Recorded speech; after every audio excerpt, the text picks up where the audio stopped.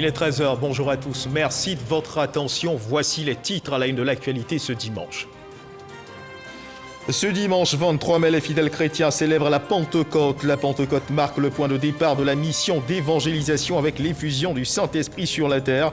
Église, paroisse et temple ont fait le plein de fidèles. Reportage à suivre ici à Abidjan et nous irons à Bouaké dans le centre de la Côte d'Ivoire. À l'instar de la communauté internationale, la Côte d'Ivoire commémore la journée internationale pour l'élimination de la fistule obstétricale. L'on enregistre un taux de succès global du traitement de la maladie de 85% dans le pays. Le message du gouvernement à suivre dans ce journal.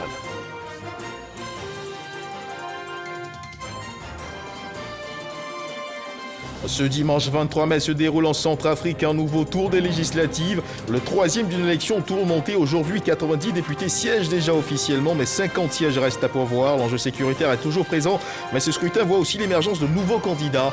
Voilà pour l'essentiel. Oui, bonjour à tous. La Côte d'Ivoire, notre pays, s'est inscrite dans une politique d'intégration régionale par la mise en œuvre de programmes communautaires offrant des marchés plus vastes. Dans ce cadre, le gouvernement ivoirien a initié la construction d'un port sec à Ferkessé-Dougou, chef-lieu de la région du Tchologo, que le ministère chargé de l'intégration africaine coordonne depuis 2013. Le gouvernement a conclu en octobre 2013 une convention d'études avec le Bureau national d'études techniques et de développement, le BNED, portant sur l'élaboration de l'étude de faisabilité technico-économique, environnementale et sociale du projet de port sec de Ferkessé-Dougou. Cela dit, quelles seront les retombées de ce port sec pour les opérateurs économiques nationaux et régionaux, pour les districts de Savane et d'Uzanzan, bref, pour tous ceux qui, de près ou de loin, seront impactés par ce projet? C'est autour de cette question que graviteront nos échanges avec Monsieur le ministre Alcide Djidje, ministre de l'intégration africaine de la diaspora, invité du Dimanche Magazine de ce 13 h. Monsieur le ministre Alcide Djidje, bonjour et merci d'être avec nous sur ce plateau. Bonjour, monsieur Guivet. Merci d'être avec nous sur ce plateau. Je vous retrouve dans une trentaine de minutes. Mais avant, sachez que la communauté musulmane de Côte d'Ivoire rend hommage au cheikh Haïma Mamadou Traoré, ex-président du COSIM, décédé en avril dernier. Elle a procédé ce dimanche à la cérémonie de rappel à Dieu du serviteur d'Allah, le miséricordieux, cérémonie qui se déroulait à la grande mosquée de la Riviera Golfe en présence du président de la République Alassane Ouattara. Elle a été essentiellement marquée par des lectures de Coran et des prières en la mémoire de l'illustre disparu. Reportage à suivre dans nos prochaines éditions. Ce dimanche 23 mai, les fidèles chrétiens célèbrent la Pentecôte. Nous le disions à l'instant dans les titres, c'est l'histoire de plusieurs disciples de Christ rassemblés dans une pièce et attendant la promesse faite par le Seigneur de leur envoyer un consolateur, une puissance, le Saint-Esprit, pour les fortifier dans leur foi. Le Saint-Esprit est descendu sur eux et depuis, en commémoration de cette effusion du Saint-Esprit, on parle de Pentecôte, célébration observée donc dans les églises, temples et lieux de prière. Nos équipes de reportage ont sillonné certains de ces lieux de prière. Le reportage de Sephora Zegui vous sera proposé dans nos prochaines éditions. Direction Bouaké, où la Pentecôte marquant le point de départ de la mission d'évangélisation avec l'effusion du Saint-Esprit sur terre a été célébrée. Les célébrants du jour ont exhorté les fidèles chrétiens à profiter de l'Esprit Saint pour prier pour la paix et la stabilité sociale en Côte d'Ivoire et la santé des dirigeants du pays. Soro Corona. Les apôtres de Jésus-Christ se réfugient au Cénacle de Jérusalem régulièrement après sa crucifixion. Le 50e jour après la résurrection de leur maître, les apôtres, en attente de la promesse faite par Jésus-Christ, voient apparaître des langues de feu qui se posent sur eux. Les apôtres reçoivent ainsi l'Esprit Saint. C'est la Pentecôte, point de départ de l'évangélisation. La Pentecôte clôt le temps pascal qui dure 7 semaines, dont elle est le couronnement. À Bouaké, dans les paroisses, temples et églises, les fidèles chrétiens ont célébré la Pentecôte dans la prière et le recueillement. Celui-là qui a régné, le Christ, tout simplement parce qu'il avait peur. Mais quand ils ont reçu l'Esprit Saint, c'est Pierre qui va annoncer Jésus qui a été crucifié, qui est mort et qui est ressuscité à temps et à contre-temps. À la mission internationale d'évangélisation MIE, le thème retenu pour cette édition de Pentecôte est « Oindre celui qui doit oindre avant le repas sacrificiel ». Les guides religieux dans les homélies sont revenus sur l'importance de la Pentecôte. Les célébrants ont donc invité les fidèles à aller annoncer partout la bonne nouvelle. Les fidèles ont aussi prié pour la paix et la stabilité en Côte d'Ivoire. Si nous tous nous avons l'Esprit de Dieu en nous, je pense qu'il n'y aura plus de litiges entre nous. Parce que le Saint-Esprit en nous, ça nous donne déjà la paix. La Pentecôte est célébrée le 7e dimanche après le dimanche de Pâques et intervient entre le 10 mai et le 13 juin. Reportage signé Soro Corona et sous l'onction du Saint-Esprit, prenant la direction de la ville de Kong, qui a son tout premier commissariat. Il a été inauguré par le ministre de l'Intérieur, de la Sécurité, le général Vagondo Diomandé, en présence du ministre d'État, ministre de la Défense, Téné Birahima Ouattara, et de plusieurs autres membres du gouvernement. D'un coût de plus de 342 millions de francs CFA, il est la volonté du président de la République, Alassane Ouattara, de relever tous les défis sécuritaires, y compris la lutte contre le terrorisme dans cette grande partie du pays. Reportage signé Kader Sogodogo. 32 bureaux, 9 violons, environ 6 000 mètres carrés, plus de 342 millions de francs CFA d'investissement. Kong a désormais un commissariat. Il est inauguré ici par le ministre de l'Intérieur et de la Sécurité, le général Vagondo Diomandé, en présence du ministre d'État, ministre de la Défense, Téné Birahima Ouattara. Il est la volonté du président de la République, Alassane Ouattara, de doter l'ensemble des localités du pays d'infrastructures sécuritaires modernes qui répondent à leurs aspirations. La mise sur pied effective de la zone opérationnelle du Nord, dont le PC Nord-Est est basé ici même, à Kong. Ce dispositif est désormais soutenu par un commissariat de police qui sera dans votre quotidien. En effet, la police est avant tout une force de proximité, dont la première arme est la complicité avec la population. Elle sera à vos côtés. Pour le premier magistrat de Kong, ce commissariat mixte vient pour accompagner le développement de sa cité. Kong est une ville en pleine croissance démographique, avec un afflux permanent et constant de population dans la région. Kong est également en plein essor de développement avec la présence des différents services décentralisés de l'administration. Les seules structures de sécurité dans la région ne suffisent plus aux attentes des populations dont les exigences en matière de protection se révèlent de plus en plus pressantes et justifiées. C'est pourquoi l'ouverture du commissariat de police mixte de Kong est pour le conseil municipal un vecteur, voire un support indéniable de développement économique, social et humain. Kafolo et d'autres localités du département de Kong sont confrontées ces derniers temps à des attaques terroristes. Ce commissariat mixte et même la venue du ministre de la Sécurité sont prometteurs. Nous sommes confrontés à un défi sécuritaire d'une autre nature et nous pensons que très rapidement, avec les bonnes nouvelles qui nous ont été annoncées par le ministre de l'Intérieur et de la Sécurité, il y aura un détachement de la police qui sera axé sur la lutte contre le terrorisme, en partenariat bien entendu avec les autres forces de défense. Le premier commissaire de police de Kong se nomme Jean-Baptiste Nzi. Il a été présenté aux populations et leurs invités, au nombre desquels les ministres Adama Diawara et Amadou Koulibaly. Un comité éthique siège désormais au ministère de la fonction publique et de la modernisation de l'administration. Il a été installé par le ministre de la promotion de la bonne gouvernance, du renforcement des capacités. Et sa mission, faire émerger les bonnes pratiques de gestion et promouvoir l'écoute des usagers clients. Le reportage de Grace Kando. Je respecterai tout le long que durera ma mission et après cessation, le secret professionnel. À travers cette prestation de serment, ces 5 agents du comité éthique du ministère de la fonction publique et de la modernisation de l'administration s'engagent à assumer avec loyauté, probité et humilité les missions qui leur sont dévolues. Au moment où, officiellement, nous sommes mis en mission et appelés à déployer nos activités, je voudrais dire que nous sommes conscients de la délicatesse de notre tâche. Délicatesse qui se renforce avec les aléas qu'impose l'implémentation du changement dans toute structure vivante. L'installation du comité éthique s'inscrit dans le cadre de la stratégie de bonne gouvernance qui consiste à débarrasser l'administration publique de certains maux comme la corruption qui plombent son efficacité. Cette mission du comité éthique que nous installons aujourd'hui va assumer ce rôle d'examiner chaque fonction, d'examiner chaque métier d'évaluer les risques de corruption dans chaque fonction, dans chaque métier, pour nous sortir à la fois une charte d'éthique, mais également un code de conduite pour que nous puissions nous conformer à cette ordonnance de 2013, du 20 septembre 2013, relative à la prévention et à la lutte contre la corruption et les infractions assimilées. Il est prévu l'installation de comités éthiques dans toutes les administrations publiques, dont la phase pilote a démarré par le ministère de la fonction publique et de la modernisation de l'administration. L'administration publique se doit conséquemment d'offrir à la population des prestations sûres, efficaces et irréprochables.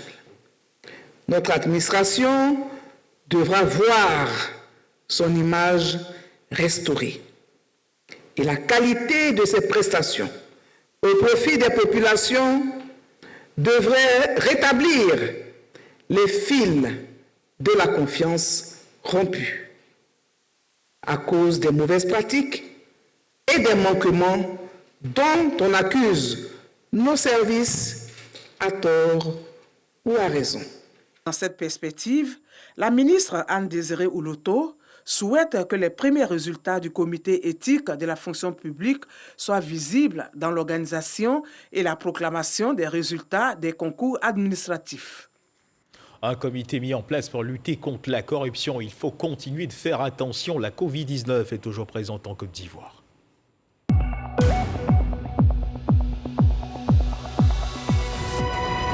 Le ministère de la Santé, de l'Hygiène publique et de la couverture maladie universelle a enregistré hier samedi 22 mai 2021 68 nouveaux cas de Covid-19 sur 1739 échantillons prélevés, soit 3,9% de cas positifs, 64 guéris et 0 décès. À la date donc du 22 mai 2021, la Côte d'Ivoire, notre pays, compte donc 46 942 cas confirmés, dont 46 346 personnes guéries, 298 décès et 298 cas actifs. Le nombre total d'échantillons est de 632 190. Le 21 mai, 25 649 doses de vaccins contre la Covid-19 ont été administrées, soit un total de 473 098 doses administrées. Le ministre de la Santé, de l'Hygiène publique, de la couverture maladie universelle invite toutes les personnes de plus de 18 ans à se faire vacciner dans les centres de vaccination. La vaccination contre la Covid-19, rappelons-le, est gratuite et volontaire. À l'instar de la communauté internationale, la Côte d'Ivoire commémore la journée internationale pour l'élimination de la fistule obstétricale autour du thème « Les droits des femmes sont des droits humains, mettez fin à la fistule maintenant ». On enregistre un taux de succès global du traitement de la maladie de 85% dans le pays. Le gouvernement, au regard de ces progrès, salue l'appui de ses partenaires et encourage les femmes touchées par cette maladie à se rendre massivement dans les centres de prise en charge gratuits et de prévention. Jean-Marc Djedji. La fistule obstétricale, problème de santé publique. Cette pathologie se caractérise par une perforation entre le vagin et la vessie ou le rectum et une fuite urinaire permanente chez la femme. En cette journée mondiale de lutte contre cette maladie, le gouvernement, à travers le ministère de la Santé et de l'Hygiène publique, fait le bilan de ses actions en termes de prise en charge. Le gouvernement de Côte d'Ivoire, à travers le ministère de la Santé, de l'Hygiène publique et de la couverture maladie universelle et ses partenaires techniques et financiers, que sont le Fonds des Nations Unies pour la population UNFPA et l'Agence coréenne de coopération internationale COICA, ont mis en place un projet de prise en charge gratuite et de prévention de la fistule obstétricale, en adéquation avec la campagne mondiale pour éliminer les fistules. De 2012 à ce jour, 2 phases de ce projet ont été déjà réalisées. Avec la création de 8 centres de prise en charge de la fistule, le ministère de tutelle mise sur le renforcement des capacités du personnel soignant. Les renforcements des capacités de 98 médecins, de 260 sages-femmes et infirmiers pour prendre en charge les patientes. La prise en charge gratuite de 3 385 femmes et filles qui ont bénéficié d'un traitement réparateur avec un taux de succès global de 85%. Plus de 4 000 milliards de francs CFA sur la période 2020-2023 sont mobilisés par l'État de Côte d'Ivoire avec l'appui de ses partenaires pour la prise en charge des malades. Je voudrais inviter toutes les femmes porteuses de la fistule obstétricale à sortir massivement et à s'y rendre dans les structures de référence que sont les CHR et les hôpitaux généraux de leur ville pour la prise en charge gratuite de cette pathologie. La Côte d'Ivoire enregistre un taux de prévalence de 2,5%, soit 250 nouveaux cas par an de fistule obstétricale, selon le ministère de la Santé et de l'Hygiène publique. Autre événement commémoré hier 22 mai sur le plan national et international, la journée internationale de la biodiversité autour du thème « Nous faisons partie de la solution », une commémoration qui offre l'occasion de poursuivre les efforts de préservation de la diversité biologique pour en tirer les avantages y afférents.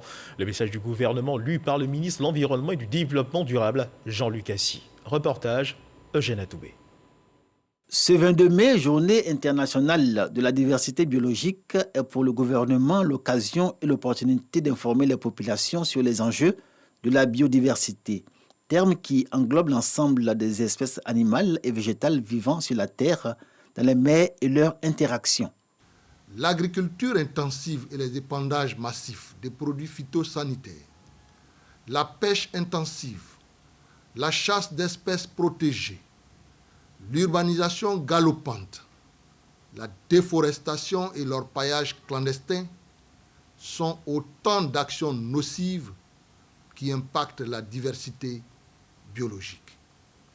Notre planète fait face à des défis et pressions sans précédent, avec un taux d'extinction des espèces qui s'accélère, provoquant dès à présent de graves effets sur nos populations. Le thème de cette année 2021, nous faisons partie de la solution, s'inscrit dans la continuité de l'action, pour rappeler que la diversité biologique est la réponse à plusieurs défis de développement durable, notamment les changements climatiques, la sécurité alimentaire, les crises sanitaires, les pandémies et les modes de vie durables. La nature est en crise en raison de la perte de biodiversité et des habitats, du réchauffement climatique et de la pollution des matrices environnementales que sont l'eau, l'air et le sol. Notre planète ne s'est jamais aussi mal portée sous notre ère. Dans un tel contexte, ne pas agir, c'est faillir à nos obligations envers l'humanité. La survie de l'humanité dépend des mesures à prendre dès maintenant pour assurer un avenir résilient et durable. C'est ce capital que nous devons léguer à la génération future. La Convention sur la diversité biologique, en vigueur depuis 1995, a été ratifiée par 196 États dans la Côte d'Ivoire. La communauté, dans toutes ses composantes, est appelée à agir maintenant dans la synergie d'action et le respect de la nature, au nom de la vie. C'est sa première visite officielle dans le Grand Guibérois depuis sa réélection au Parlement pour un second mandat en mars dernier. Nommée au mois d'avril, ministre de la Solidarité et de la lutte contre la pauvreté, Miss Belmondo Dogo est reconnaissante du soutien dont elle a toujours bénéficié de la part des populations de sa circonscription. La députée de Dignago, Galébou et Guibérois dans le département de Gagnoa est allée leur dire merci. C'était le week-end dernier lors d'une tournée qu'elle a mise à profit pour mettre en service un mini château d'eau potable à Ziriwa afin de soulager cette localité de plus de 3000 habitants. Walter Amadou Ouattara. Fin du calvaire pour les femmes de Ziriwa dans la sous-préfecture de Guibérois. Elles, qui sont en première ligne dans la quête de l'eau potable, n'iront plus la chercher à des kilomètres du village. Situé à 7 km de la commune de Guibérois, Ziriwa vient d'être doté d'une mini HVA d'une capacité de 6000 litres, financée à environ 8 millions de francs CFA. Un soulagement pour les populations. Je remercie Madame le ministre pour tout ce qu'elle a fait pour nous, pour le château qu'elle nous a donné. On souffre ici, on a eu le château, mais on va dormir à veiller toute la nuit. La mise en service de ce mini château d'eau avec 2 bornes fontaines de 5 pompes s'est faite lors d'une tournée initiée dans les localités de Dignago, Galébou et Guibérois par Miss Belmondo Dogo, députée de la circonscription. C'est la ville de Guibérois qui a constitué la première étape de sa tournée. Vous n'avez jamais cessé de m'appeler pour me féliciter, m'encourager. Je vous dis merci. Merci aux chefs religieux, aux chefs coutumiers pour vos prières. Merci à vous tous, du fond du cœur. Profitant de son passage à Guibérois, la ministre a visité les travaux du deuxième forage de la ville. Selon le directeur régional de la SODECI, il ne manque plus que la pompe ainsi que l'installation électrique pour le mettre en marche. Il reste à mettre la pompe dedans. Et puis ce que nous appelons, quand vous regardez un peu, pour ceux qui sont là, il y a ce qu'on appelle le manifold. Il y a aussi, disons, l'armoire électrique. Ce sont les 3 éléments qui sont essentiels pour que véritablement ce forage soit fonctionnel. Cela pourra permettre à Guibérois de souffler. À Dignago, Miss Belmondo Dogo a exhorté la population à la cohésion sociale. Ne laissez personne, même pas les politiques, mettre en mal votre cohésion et votre union à Dignago. Il faudrait que ce soit clair. Galebouo, dernière étape de sa tournée, le message de la ministre de la Solidarité et de la lutte contre la pauvreté a été le même. Appel à la fraternité et au vivre ensemble. Dans cette dynamique, rendez-vous a été pris avec les femmes pour célébrer la fête des mères fin mai. En marge de cette tournée, la ministre Belmondo Dogo a aussi partagé des moments de prière avec la communauté catholique de Guibérois à l'occasion de la fête de charité. Walter Amadou Ouattara, leadership des femmes et développement local, c'est autour de ce thème que s'est déroulée dans la commune du Plateau la conférence des femmes leaders des régions. Marraine de cette cérémonie, la première dame Dominique Ouattara. Cette conférence se donne pour objectif de contribuer à l'émergence du leadership féminin par la pleine participation des femmes à la vie politique, économique et sociale au niveau régional et local. Patricia Omouetia. Femmes élues, femmes chefs d'entreprise, femmes leaders politiques, elles étaient toutes présentes ce jour pour participer à la conférence des femmes leaders de notre pays. On a du travail encore à faire, en tout cas pour renforcer la participation politique des femmes dans les assemblées élues. Aujourd'hui, il est essentiel que les femmes contribuent de façon significative au développement des collectivités locales et partant au développement de notre pays. La femme reste le socle de la famille. Ainsi donc, aucun développement ne peut se faire sans l'apport de la femme. Pour le président de l'Assemblée des régions et districts de Côte d'Ivoire, ARTCI, aujourd'hui, seules 2 femmes sont présidentes de conseils régionaux. Représentant le Premier ministre, la ministre de la Famille, de la Femme et de l'Enfant a indiqué que la principale innovation de cette conférence s'inscrit dans le cadre de la mise en œuvre du projet d'appui aux autorités régionales et locales à travers des initiatives concrètes d'insertion socio-économique. Au nombre des obstacles qui sont à la base de cette faible représentation des femmes dans les instances de développement local se trouvent les pesanteurs culturelles, les inégalités du genre, les stéréotypes sexistes en défaveur des femmes dans nos sociétés africaines. Au thème de la conférence, un ensemble de recommandations sera élaboré et annoncé en vue d'un plaidoyer sur le leadership des femmes engagées au niveau régional et local afin de susciter la mise en place d'un réseau de femmes leaders pour servir de modèle aux jeunes. Et dans l'actualité internationale, nous le disions à l'instant, en ouverture de cette édition ce dimanche, à 23 mai, se déroule en Centrafrique un nouveau tour des législatives, le 3e d'une élection tourmentée.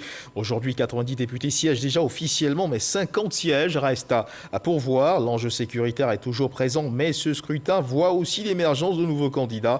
Le premier tour, le 27 décembre, avait été fortement perturbé par la rébellion coalition des Patriotes pour le changement de CPC, empêchant près de la moitié de la population d'aller aux urnes. Retour à Abidjan, Côte d'Ivoire, ayant constaté la volonté des acteurs de la filière bétail-viande d'augmenter le prix du kilogramme de la viande de bœuf. Le ministre du Commerce et de l'Industrie ainsi que celui des Ressources animales et halieutiques ont entrepris des concertations à la suite desquelles les parties étaient convenues du plafonnement du coût de la viande en cette période de crise de l'électricité. Malgré cette initiative conjointe, les prix maxima de la viande de bœuf vendue au kilogramme dans le district d'Abidjan connaissent une hausse au marché de Grand-Bassam ou à l'abattoir de Port-Bouillet. Les consommateurs dénoncent la situation quand les bouchers trouvent des justifications. Walter Amadou Ouattara. Dans ce communiqué, le ministre du Commerce et de l'Industrie et le ministre des Ressources animales et halieutiques portent à la connaissance des populations que suite aux concertations avec les acteurs de la filière bétail-viande, les prix maxima de la viande de bœuf au kilogramme en cette période de crise énergétique sont fixés comme suit. La viande de bœuf avec os à l'abattoir chez les chevillards grossistes, prix maximum est de 2300 francs le kilogramme. Chez les bouchers détaillants, à 2500 francs le kilogramme et à travers le district d'Abidjan, chez les bouchers détaillants, le prix maximum est fixé à 2600 francs le kilogramme. La viande de bœuf sans os, chez les chevillards grossistes, le prix est de 2300 francs le kilogramme. Chez le boucher détaillant, 2700 francs le kilogramme et dans le district d'Abidjan, chez les bouchers détaillants, 2800 francs le kilogramme. Sur le terrain, ce samedi 22 mai 2021, la réalité est tout autre. Dans ce marché de Grand Bassam, clients et bouchers défendent leurs intérêts. On a acheté demi à 1200. Mais aujourd'hui, on est venu payer demi. Il dit que c'est 1500. Ça a augmenté de 300 francs. Ils nous disent que les sorciers, que c'est à 1500. Tu prends ou tu laisses, sans donner des raisons. Si les prix pouvaient revenir normalement, ça va vraiment nous faire plaisir. Pour le moment, ça hausse 3500 à hausse 3000. Si tu prends beaucoup, on donne ça à 2800. Avant, c'était 2500. Prix en gros, 2300. Avant ça, 2500, on a 200 francs. Maintenant, là, c'est devenu 2600 prix en gros. Si tu n'y pas, tu laisses. Donc nous, on est obligé de prendre ça comme ça pour avoir les 200 pour payer maison courant. Ceux qui envoient les billets, c'est eux qui commandent les prix. Rendons-nous à l'abattoir de Port-Boué. Autre lieu, mais même constat. Les consommateurs sont parfois obligés de négocier le prix du kilogramme de viande. Oui, et quand on vient vers eux, on les demande là. En tout cas, ils essaient de diminuer, mais ça ne va pas. Ils vont diminuer, ils vont le mettre 100 francs, 100 francs, 200, ça ne vaut rien. Ah, donc ils sont obligés d'accepter ça comme ça pour payer. Responsable d'une fédération de chevillards, Mfa Traoré essaie de justifier la situation. Présentement, il n'y a pas de bêtes qui viennent. Ceux qui viennent à les bœufs là, on les a demandé que les zones où les bœufs là se trouvent là, on n'a plus accès là-bas pour aller payer les bœufs là pour venir. Donc c'est pourquoi bien là même, aller là, c'est monté. Bœuf de 300 000 avant là, c'était 250 000. Donc on ne peut pas s'en sortir. Donc on est obligé de faire un peu. Si on vend, les clients viennent, on négocie avec les clients. Il y a d'autres qui disent 2600, il y a d'autres qui disent 2500. Donc on est obligé de travailler comme ça. Bon, nous on souhaite que le gouvernement va avoir une délégation pour aller au Burkina, au Mali. Bon, pour aller négocier avec les gens, pour que, comment on peut venir avec les bœufs là, comme avant. Pour l'heure, on retient que dans un communiqué, le gouvernement met en garde contre le non-respect de ces prix plafonds sous peine de sanctions prévues par la réglementation.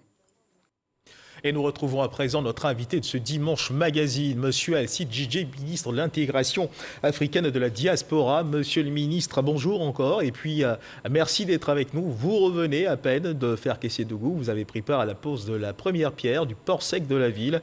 Comment s'est déroulée cette journée? C'était une journée historique à faire Késsiédougou. Et je voudrais saisir cette occasion pour remercier les autorités du Tchologo. Mais avant tout, je voulais remercier la ministre d'État, Kandia Kamara, qui a représenté le Premier ministre et qui a rehaussé de sa présence cette cérémonie.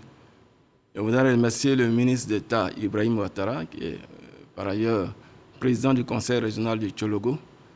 Et je voudrais remercier le ministre burkinabé de l'intégration africaine, qui était également présent. Et la Chambre de commerce du Burkina Faso, je voudrais remercier tous les membres du gouvernement. Il y avait une vingtaine de ministres. C'était vraiment un événement très important. Je voudrais remercier le conseil, les membres du Conseil régional du Tchologo et toutes les populations du Tchologo, les chefs, les autorités traditionnelles, religieuses, tout le Tchologo. C'était vraiment un événement historique. Alors, Monsieur le ministre, quelles seront les retombées directes de ce port sec pour les populations, on va dire, des régions donc, du Tchologo, des régions également du Zanzan et de toutes les personnes qui, justement, s'inscrivent dans l'écosystème de ce port sec? Oui, mais des retombées importantes. D'abord pour les opérateurs économiques, ils auront plus de fluidité, plus de proximité. C'est-à-dire vous avez des opérateurs qui sont de la région, ou qui sont au Burkina Faso ou au Mali, c'est un gain énorme. Au lieu de venir sur le port d'Abidjan, il y a un port à faire Késsiédougou. Il y a un endroit de transit pour les marchandises. Et avec la douane, tout ce qui est dans un port comme le port d'Abidjan, toutes les composantes y sont, à part la mer. Et donc, c'est un point avancé pour ces ports de Abidjan et San Pedro. Donc il y a une facilitation, il y a une fluidité pour les opérateurs économiques et pour la population. Il y a des opportunités d'emploi, de création d'emplois. Emploi direct et indirect également. Voilà, emploi direct et indirect. Donc c'est vraiment un grand pôle de développement qui est créé, que le président de la République vient d'offrir à la Côte d'Ivoire et à la sous-région. Le président de la République qui s'est d'ailleurs investi dans plusieurs de ses projets sur le plan régional. Est-ce que vous pouvez nous en dire plus? Oui, chez nous au ministère de l'Intégration, nous prévoyons, après le port sec de Ferkessédougou, le projet de développement intégré du Ouassoulou, qui se rapproche beaucoup plus de la Guinée et du Mali. Il y a ce cercle-là qui est prévu. Et puis, il y a aussi d'autres projets qu'on appelle Escabo, c'est-à-dire Sikasso, Koroko et Bobo Dioulasso. Alors, Monsieur le ministre, dites-nous, comment est-ce que le ministère s'est organisé en amont pour permettre aujourd'hui que l'on aboutisse à la pose de la première pierre de ce port sec de Ferkessédougou? Oui, vous savez qu'en 2013, il a été confié au BNET une étude de faisabilité de ce port sec. Ensuite, il y a eu des missions à l'étranger, en Chine, en Afrique du Sud, au Kenya. Et donc, pour modéliser le port, et c'est après tout cela qu'il a été décidé de la construction du port sec. Et maintenant, il y a la partie financement. Et il y a eu un accord, une recherche de financement. Vous savez que le port sec fait 250 milliards auprès des banques chinoises. Et la Côte d'Ivoire a une participation 15%. Et donc, le total fait 250 milliards. La Côte d'Ivoire participe pour 38 milliards. Et justement, la ville de Ferkessédougou, selon les informations que nous possédons, n'a pas été choisie de façon fortuite. Cela répond à un besoin stratégique, on va dire. Est-ce que vous pouvez nous éclairer? Ferkessédougou a une position stratégique, effectivement, à 600 km d'Abidjan, à 600 km de Bamako, à 600 km de Bobo Dioulasso, de Ouagadougou plutôt. Et donc, et ensuite, il y a la voie ferrée qui passe par Ferkessédougou. Vous savez que c'est un port multimodal. Multimodal, c'est-à-dire le mode de transport peut être routier, peut être ferroviaire à partir d'Abidjan, à partir des différents ports. Là, dans ce cas, Ferkessédougou a été préféré parce qu'il y a la voie ferrée et il y a la route. Donc, Ferkessédougou avait vraiment une position stratégique. Alors, pour en savoir davantage sur ce port sec, suivons ensemble cet élément de Cheikh Koné. Le projet du port sec de Ferkessédougou est désormais sur les rails. Ce vendredi 21 mai 2021 est un jour mémorable pour les populations, les cadres et les élus de la région du Tchologo. Ils bénéficieront ainsi dans un peu plus de 30 mois de l'un des premiers ports secs de l'Afrique de l'Ouest. Mais c'est quoi un port sec? C'est un espace géographique sans accès à la mer qui sert de transit ou d'arrivée des flux de marchandises dans le cadre du commerce entre les États et de relais aux ports maritimes classiques. Dans le cas d'espèce, ce port sec permettra de décongestionner les ports de San Pedro et d'Abidjan. Bâti sur une superficie de près de 732 hectares, soit l'équivalent de 104 stades de football, le port sec de Korogo disposera de 3 composantes à savoir un terminal pour l'import et l'export, un dépôt d'hydrocarbures, un marché à bétail et un abattoir. La dimension du projet dénote de l'ambition du gouvernement à créer des pôles économiques d'envergure dans les régions de Côte d'Ivoire. Ce port sec permettra, entre autres, de mettre à la disposition des opérateurs économiques nationaux et régionaux des conditions optimales d'accueil en vue de réduire les coûts de transit et de transport, de mettre en valeur les potentialités économiques des districts des savanes, Poro, Tchologo, Bagoué et du Zanzan, Kani, Gontougo, Sikasso au Mali et Bobo Dioulasso au Burkina Faso. De rapprocher les ports maritimes, notamment le port autonome d'Abidjan et le port autonome de San Pedro, de ses partenaires de l'Interland.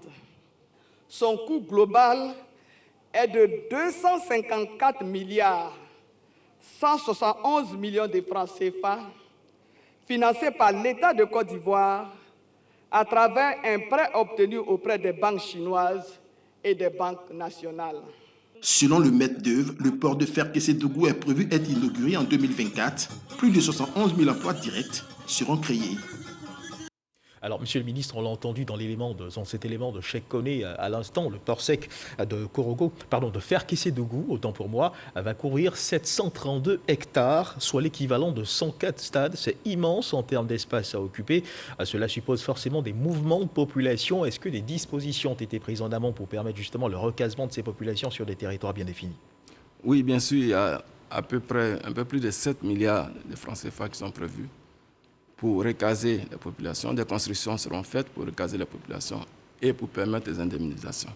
Donc cela a été prévu et les indemnisations ont déjà commencé pour certains. Donc il n'y a aucune raison de s'inquiéter au niveau des populations, elles n'ont aucune raison de s'inquiéter, elles seront indemnisées. Oui, elles seront indemnisées, ça a déjà commencé et nous allons continuer les indemnisations et faire des logements pour les populations qui ont été déplacées. Alors une autre question qui nous interroge, eh bien, cette expertise pour la réalisation justement de ce port sec nécessite la participation d'entreprises chinoises. Est-ce que des entreprises locales sont justement associées à ce projet? Si oui, à quel niveau d'implication? Bien sûr, des marchés seront passés par ceux qui ont gagné le marché, c'est-à-dire l'entreprise chinoise complète, mais toute la sous-traitance est faite par des entreprises ivoiriennes et donc ce sera entre Complante et ces entreprises selon des critères bien précis. Donc les entreprises chinoises et les entreprises ivoiriennes plutôt vont bénéficier dans ce projet, vont être des sous-traitants pour la construction du port sec et bien sûr l'expertise ivoirienne, notamment le BNET, qui va contrôler les travaux pendant les 30 mois. Parce que les travaux vont durer pendant 30 mois. C'est cela. Et donc, le port sec sera livré au premier semestre de 2024. Pouvez-vous nous donner l'assurance que ce sera respecté, je veux dire, le délai de livraison de ce port sec en 2024? Parce que beaucoup de projets, en ce moment, connaissent une certaine lenteur. Est-ce que vous pouvez nous assurer que ce sera livré à temps? Non, de toute façon, les perspectives économiques sont bonnes. Vous savez qu'il y a eu un ralentissement de la croissance en 2020. Nous avons eu 1,8% de taux de croissance pour la Côte d'Ivoire en raison du Covid. Il était prévu autour de 6 à 7%. Mais là, nous rebondissons pour 2021. Les prévisions nous amènent à 6,5%. Donc c'est dans ce contexte économique que le port sec va se construire pendant les 30 mois. Donc il n'y a aucune raison de s'inquiéter. Et tout va bien se passer. Alors à côté on a vu dans les reportages qui ont été faits sur ce port sec, on a vu la joie des populations qui ont émis énormément de vœux. Qu'est-ce qui vous a le plus étreint dans ce que les populations ont communiqué comme vœux autour de la construction de ce port sec? Non, c'est surtout les jeunes. Nous avons vu beaucoup de jeunes gens pour qui l'espoir est né. Est-ce que vous savez que la construction de ce port sec, qui est un projet structurant d'envergure, va nous permettre de lutter également contre le terrorisme et le banditisme. Parce que les cibles utilisées par les organisations terroristes sont les jeunes, et ce sont ces mêmes cibles que vise le recrutement autour du port sec et toute la vie qui va se mener autour du port sec. Toutes les infrastructures qui vont se construire, les hôpitaux, les écoles, les universités, etc., tout cela va en direction des jeunes. Et donc, j'ai été vraiment ému.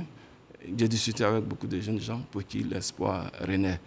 Vous savez que vous êtes peut-être trop jeune pour savoir qu'à l'époque, il y a eu de grands projets structurants. En Côte d'Ivoire, l'AVB, pour la vallée du Bandama, autorité d'aménagement de la vallée du Bandama, qui a permis la construction du port du barrage de Kossou. Ensuite, il y a eu l'ARSO, presque de façon concomitante, qui a vu la construction du port de San Pedro. Ça a été des projets structurants qui ont été faits, qui ont amené beaucoup de monde à San Pedro. Il y a eu des migrations importantes. Et avec le port sec, c'est l'inverse qui se produit. C'est-à-dire, au nord de la Côte d'Ivoire, un grand projet structurant. Cela va stabiliser la migration du nord vers le sud Et même à un moment donné, ce sera inversé, parce que les populations viendront du sud pour aller vers le nord, et ça va décharger, ça va décongestionner toutes les infrastructures du sud pour vraiment le bien-être et un accroissement de l'activité économique des Ivoiriens. Alors, une des questions que se posent certainement ces jeunes, c'est de façon pratique, comment est-ce qu'ils seront associés à ce projet? Est-ce qu'on tiendra compte de leur niveau d'études, de leur qualification pour les recruter? Quels seront, par exemple, soit dit en passant, les critères sur lesquels ces jeunes seront recrutés pour justement apporter leur contribution au développement de leur région? Non, on se basera sur les critères habituels. C'est-à-dire on tiendra compte dans les domaines d'activité, dans les secteurs d'activité, des compétences des uns et des autres. Ça ne va pas changer. Mais vous savez qu'en Côte d'Ivoire, il y a aujourd'hui un bon stock de jeunes qui est à la recherche d'emploi. Et je pense qu'il n'y a pas d'inquiétude à se faire à ce niveau. Tous les jeunes qui ont les compétences seront recrutés, mais il y en a pour tout le monde. Ça part des ouvriers jusqu'aux cadres. Et donc, il n'y a vraiment pas de problème à ce niveau. Et ce projet, vous le disiez en ouverture de cet échange, est un projet cher au président de la République, Alassane Ouattara, pour la région également. Est-ce que vous pourriez nous donner quelques précisions là-dessus? Vous savez, en termes d'impact, bien sûr.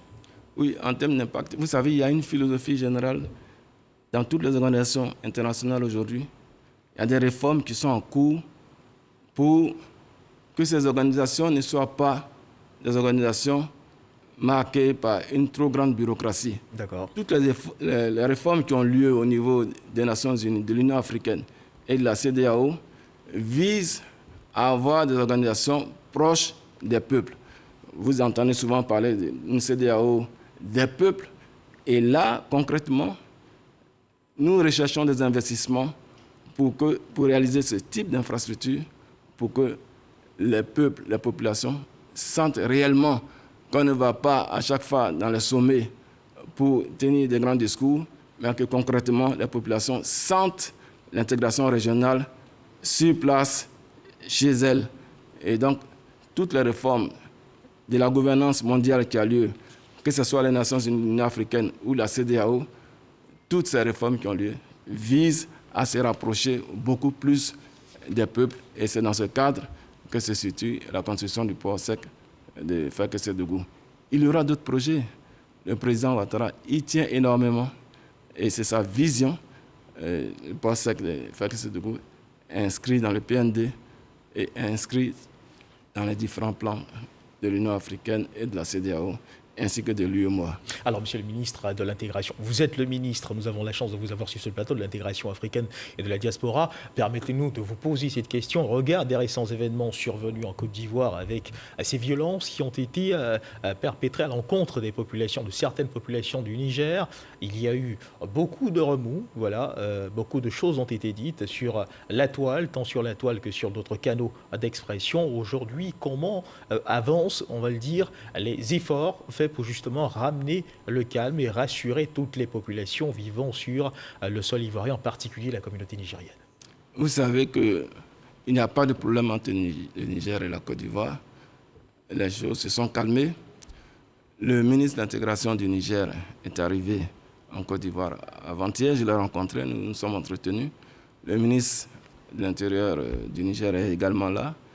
Et dès que je sors de ce studio, nous avons une rencontre à 15h à Bobo avec la ministre d'État et les deux ministres nigériens pour visiter certaines populations qui ont été l'objet des actions. Le président de la République a mis un point d'honneur. Vous avez vu, dès son arrivée de Paris, il a donné toutes les instructions pour qu'il y ait une prise en charge des blessés et éventuellement une indemnisation pour ceux qui ont perdu des biens. Et donc, côté nigérien également, des mesures sont prises pour ne pas que les Ivoiriens qui vivent au Niger soient l'objet des actions. Donc, les choses sont revenues à la normale. Nous avons une séance de travail tout à l'heure dès que je sors de ce studio. Et également demain, nous allons faire le point. Et les choses se sont vraiment apaisées. Je saisis cette occasion pour féliciter le gouvernement qui met un accent particulier à lutter contre la cybercriminalité, parce qu'il s'agit bel et bien de cybercriminalité. Les gens sont assis chez eux et créent des troubles à travers des fake news, ce n'est pas acceptable. Merci, Monsieur le Ministre, de répondre à cette parenthèse importante pour nous. Alors, juste avant de refermer les pages, on va dire, de cet entretien, pourriez-vous rappeler juste quelques projets structurants engagés dans la sous-région, juste en quelques mots, engagés dans la sous-région? En ce qui concerne la Côte d'Ivoire et en ce qui concerne mon ministère, vous avez le projet du Ouassoulou, qui est un grand projet de 121 milliards qui sera fait dans la zone dite de Ouassoulou, zone frontalière, pour renforcer la coopération transfrontalière avec le Mali et la Guinée, et donc avec un appui, un soutien en coopération avec la BOAD. Donc pour l'instant, c'est ce qui est prévu dans notre plan, mais il y aura d'autres projets structurants, d'autres projets importants. Je ne peux que vous parler de ceux-là maintenant, qui sont dans le pipe actuellement. Merci, Monsieur le Ministre. Alors, c'est la fin de cette édition. Je rappelle que nous recevions dans le cadre du Dimanche Magazine de ce 13h, le ministre Al-Sid Djedji, ministre de l'intégration africaine de la diaspora, avec lequel nous avons parlé de la retombée du port sec de Ferkessédougou pour les opérateurs économiques nationaux et régionaux et pour les districts de Savane et du Zanzan, bref, pour tous ceux qui, de près ou de loin, seront impactés par ce projet. Merci de nous avoir suivis. Agréable début d'après-midi. Dieu garde la Côte d'Ivoire.